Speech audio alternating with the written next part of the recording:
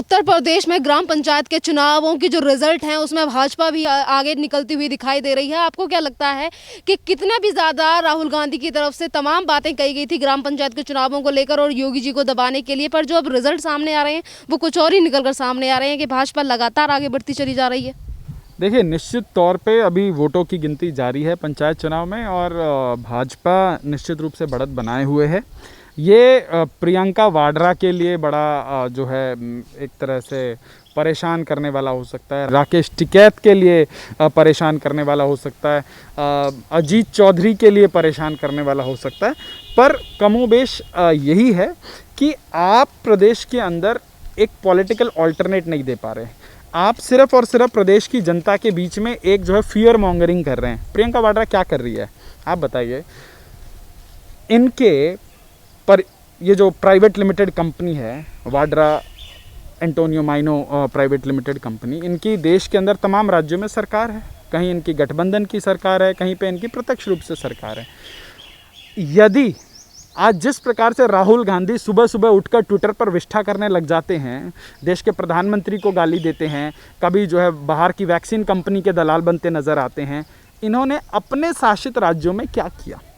राजस्थान का उठा लीजिए आप उदाहरण, महाराष्ट्र का उठा लीजिए। आज मैंने सुना एक बहुत बड़े नेता को कांग्रेस की तारीफ करते हुए कि जो है कांग्रेस बड़ा अच्छा मैनेज कर रही है। महाराष्ट्र के अंदर अस्पताल के अस्पताल जला दिए साहब। जब अस्पताल ही जला दोगे तो मैनेज तो बहुत अच्छा होगा।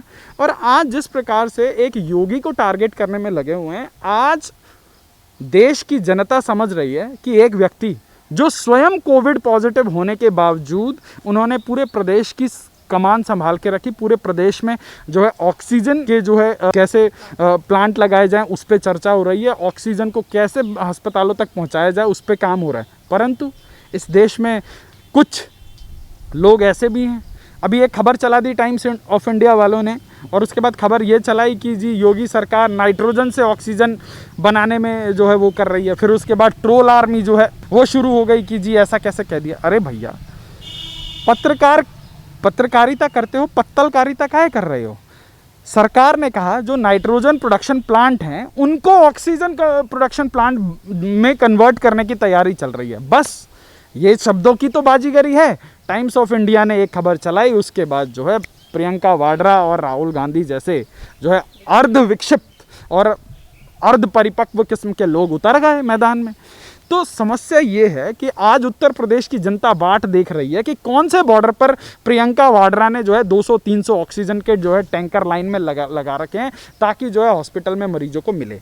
आज उत्तर प्रदेश की जनता समझ रही है कि किस प्रकार से जो है कांग्रेस राज करती है, क्योंकि कांग्रेस तो न 3 में है न 13 में है। तो जो अपने कुछ दलाल उन्होंने बिठा रखे हैं, किस रूप से? रावण, वो क्या रावण है, रावण के रूप में एक दलाल बिठा रखा है जो कौन सी आर्मी चलाता है, कोई भीम आर्मी करके चलाता है। फिर उसके बाद ये राकेश टिकैत जैसे लोग बिठा रखे हैं जो जिनका खुद का तो कोई जनाधार नहीं है, पर कांग्रेस से जो ऑक्सीजन प्राप्त होता है, कांग्रेस से ऑक्सीजन लेकर कांग्रेस को ऑक्सीजन देने का जो है ये काम करते हैं।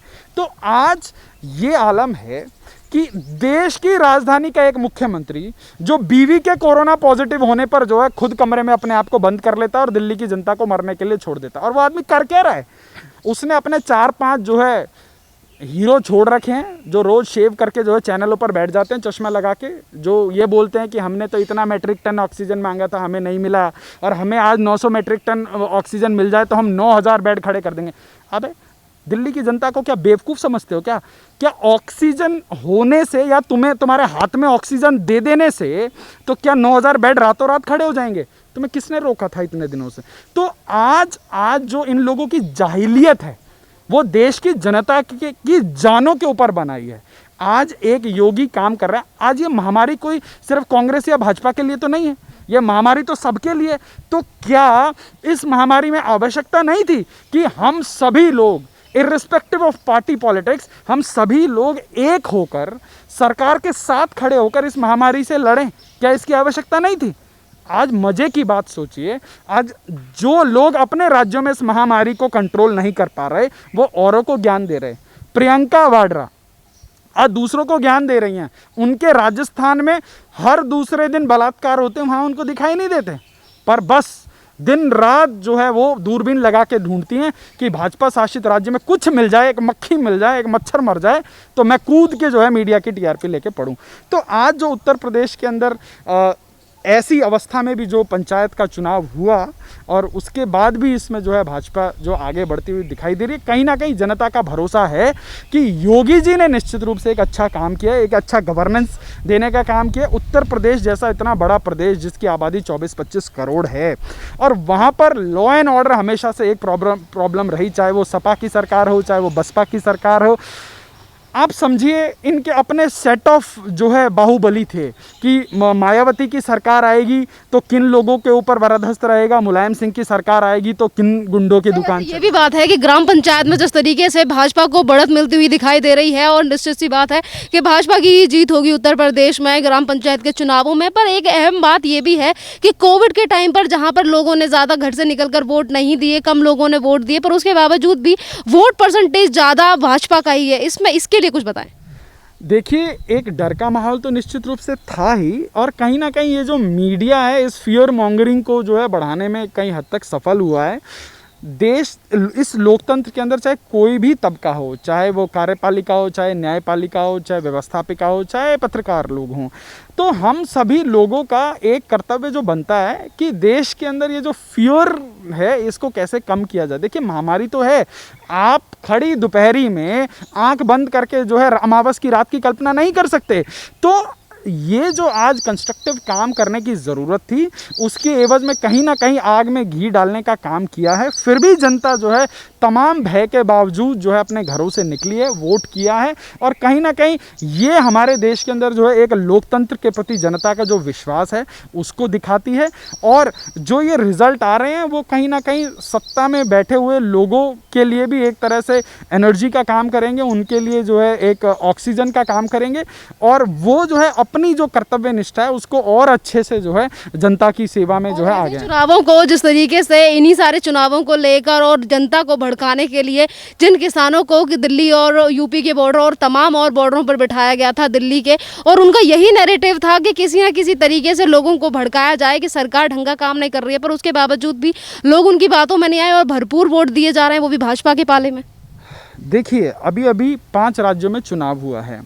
5 राज्यों में से भाजपा ने 2 राज्य जीते हैं और 2 राज्य ऐसे हैं जहां भाजपा का कोई खास जो है ग्राउंड नहीं था। चाहे वो केरल ले लीजिए, चाहे आप तमिलनाडु ले लीजिए। तमिलनाडु के इतिहास में पहली बार भाजपा के 4 विधायक जीत के आ रहे हैं। ये कहीं ना कहीं भाजपा को जो है एक स्ट्रेंथ देगा, एक मजबूती देगा। पर आज जो बंगाल में चुनाव हुआ उसको लेकर जिस प्रकार से एक जश्न मनाया जा रहा है कि ये जो है भाजपा को रोकने का बहुत बड़ा जो वो हुआ है, तो मुझे तो समझ नहीं आता। देखिए, ये एक नैरेटिव है और इस देश के जो ये लुटियन मीडिया के लोग हैं, वामपंथी, स्पेशली वामपंथी लोग जो है इस नैरेटिव को बहुत अच्छा चलाते हैं और कहीं ना कहीं मुझे लगता है कि भाजपा और भाजपा के जो समर्थक संगठन हैं उन लोगों को इसके ऊपर जो है अब काम करने की आवश्यकता है। आप सोचिए, गुजरात का चुनाव था, बहुत अहम चुनाव था और उसमें भाजपा जो है जीत गई। मतलब लगातार चौथी बार भाजपा की वहाँ सरकार, चौथी बार सरकार बन गई। उसके बाद भी इस देश की मीडिया ने एक नया शब्द गढ़ दिया। और क्या शब्द गढ़ दिया कि जो है वहाँ पर जो है एक कहीं ना कहीं मॉरल विक्ट्री हुई है। किसकी? कांग्रेस की। जो पार्टी पिछले 15-20 साल से वहाँ सत्ता में नहीं है, जो चुनाव हारने के विश्व रिकॉर्ड बना रही है, उसकी मॉरल विक्ट्री कैसे होती है? अभी चिदम्बरम साहब का मैं ट्वीट पढ़ रहा था, बड़ी बेशर्मी से उन्होंने लिखा है कि ये कहीं ना कहीं हमारी एक जो है बड़ी एक होती है ना कि लज्जास्पद हार। उन्होंने कहा नहीं, ये हमारी बहुत अच्छी वाली हार है। अरे भाई, हार तो हार होती है। जहाँ बीजेपी के 3 विधायक थे वहाँ 77 विधायक हो गए, वो बीजेपी की हार हो गई, वो लोकतंत्र का नया सवेरा हो गया। जहाँ पे कांग्रेस 44 से 0 हो गई, वामपंथी 33 से 30 से 0 हो गए, वो कुछ नहीं। तो ये जो एक ये नैरेटिव गढ़ने का तरीका है इन वामपंथियों और ये जो एंटी मोदी जो ब्रिगेड है, ये लोग बहुत अच्छे से कर रहे हैं। 5 राज्यों के चुनावों की आपने बात की, 5 राज्यों में तो वैसे भी कांग्रेस पिछले सुपड़ा साफ होता हुआ दिखा कांग्रेस का, पर अब जो उत्तर प्रदेश में ग्राम पंचायत के चुनाव हो रहे हैं इसमें भी कांग्रेस अपना जनाधार खोती हुई नजर आ रही है। यहाँ पर भी कांग्रेस कहीं पर दिखाई नहीं दे रही, क्या कहना चाहोगे इसके लिए? देखिए, कांग्रेस ना 3 में है ना 13 में है। कांग्रेस का तो ये है कि ना मैं खुद जो है सुहागन रहूंगी, ना किसी और को सुहागन बनने दूंगी। तो कांग्रेस का तो यही नियम है। और उत्तर प्रदेश में आलम ये है कि जब से योगी जी आए हैं, पहली बात तो ये जो कांग्रेसियों का जो ये भगवा के प्रति जो एक तरह का वो नफरत है जो इन लोगों के दिलों में, वो कहीं ना कहीं योगी जी इनको जो है मुंह चिढ़ाते रहते हैं कि देश के सबसे बड़े प्रदेश में जहाँ से देश की सत्ता की चाबी निकलती है, वहाँ का मुख्यमंत्री एक भगवाधारी संत कैसे बन गया। गोरखनाथ पीठ का महंत उत्तर प्रदेश का मुख्यमंत्री कैसे बन गया। वहाँ से 80 लोकसभा की सीटें आती हैं और 400 से अधिक विधानसभा की सीटें आती हैं। तो आप समझिए ये क्यों योगी आदित्यनाथ जी को टारगेट किया जा रहा है चारों तरफ से। बहुत सारी ऐसी खबरें चलाई जाती हैं जो 24 घंटे के अंदर ही प्रूव हो जाती हैं कि ये फेक है, और उसके बाद ये चैनल वाले लोग वो कर्टसी नहीं दिखाते कि उसके ऊपर ये लोग माफ़ी मांग लें या उसके कहीं छोटी सी एक लाइन चला देंगे। तो ये जो एक धंधा बन गया है ना, आज बात हो रही थी गोदी मीडिया के। गोदी मीडिया कौन है? आपने जिस दिन एग्जिट पोल आ रहा था, आपने उस दिन राजदीप सरदेसाई को इंडिया टुडे के ऊपर देखा होगा। वो आदमी बिल्कुल बौखलाए जा रहा था, उसको लगा कि जैसे एग्जिट पोल से ही भाजपा की सरकार बन गई। वो कह रहा था कि ये जो बर्बादी चल रही, जो लोग मर रहे हैं, इसका मतलब ये थोड़ी ना है कि पॉलिटिशियंस को जो है रिस्पॉन्सिबल ना बनाया जाए जो बंगाल के अंदर। अब जाके कोई राजदीप सरदेसाई के मुंह में माइक डाले और पूछे कि तेरी अम्मा की सरकार बन गई है अब बंगाल में, अब जो बंगाल में लोग मरे उसका जिम्मेवार किसको ठहराया जाए। आज जो बंगाल के अंदर 10 सालों से हेल्थ व्यवस्था चरमराई हुई है, एजुकेशन व्यवस्था चरमराई हुई है, जो सड़कों पर जो अराजकता फैली हुई है, उसका जिम्मेवार किसको माना जाए? उसका जिम्मेवार भी भाजपा को माना जाए क्या? ऐसे धूर्त लोग इस देश में पत्रकारिता में घुस गए हैं, वो लोकतंत्र को जो है धीरे धीरे दीमक की तरह चट करे जा रहे हैं। और ये लोग ही गोदी मीडिया हैं। आप सोचिए, शेखर गुप्ता कितना बड़ा नाम है, उसको पता ही नहीं कि उस दा प्रिंट करके उसका जो एक वेब पोर्टल चलता है, उसने 1 महीने पहले क्या छापा था। खुद ही 1 महीने पहले एक खबर छापता है और आज उसी को कॉन्ट्रडिक्ट कर देता है। अरे भैया, कम से कम इतना बड़ा दुनिया से फंड उठा रहे हो, इतना बड़ा दलाली का सिस्टम चला रहे हो, कम से कम देख तो लो 1 महीने पहले तुमने ही क्या छापा था। तमाम लोग हैं, लल्लन टॉप से लेकर ये सब लोग, ये प्रिंट, क्विंट, वायर, लायर, ये सब एक ही थाली के चट्टे बट्टे हैं। और ये कहीं ना कहीं देश की सरकार को डिस्टेबलाइज करने के लिए एक नैरेटिव चलाते हैं। और जब इनके मुंह में इनको आईना दिखा दिया जाता है, उसके बाद ये जाके अपनी अम्मा जी के पल्लू में छुप जाते हैं 10 जनपथ वाली। धन्यवाद सर।